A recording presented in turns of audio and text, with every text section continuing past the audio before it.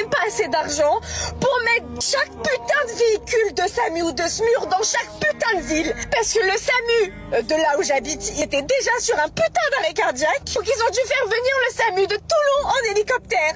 40 putains de minutes et vous pouvez dire que je suis une hystérique, je m'en tape. À cause de ça, mes frères, ils sont traumatisés parce qu'ils ont vu leur père mourir. Et moi, à 23 ans, je me retrouve sans père et ma mère sans mari.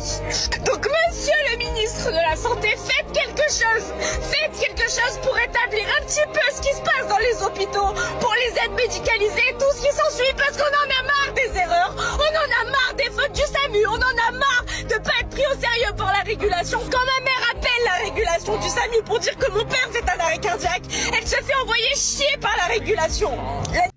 C'est vraiment une triste réalité dans ce pays. Tout le monde va me dire, oui, arrêtez de chier sur la France, tout le monde... Ok, la France est un beau pays par rapport à certains en termes d'aide. D'accord. Mais la France est en train de se dégrader fortement. Quand tu penses que maintenant il faut 6 mois, 1 an pour avoir un rendez-vous chez un spécialiste, que tu es malade et il faut attendre 3-4 semaines pour avoir un médecin, après on me dit, oui, mais à la téléconsultation. Non, arrêtez un peu, ça ne vaut pas un médecin. Et là, en fait, les exemples comme elle, il y en a beaucoup. Il y a des gens qui sont morts parce que le SAMU n'est jamais venu. Ou alors parce que quand tu appelles le 18, on ne te prend pas au sérieux. J'ai mal au ventre. Prenez un Smecta ou prenez un Dafalgan. T'as rien, t'as des gens qui sont morts. Hein? Le problème, c'est que tu peux même pas forcément vouloir aux pompiers ou au SAMU. Mais les gens qui sont au téléphone, c'est là où il y a un problème. C'est soit ils sont pas assez formés, soit il n'y en a pas assez. Hein? Mais là, il y a un gros souci.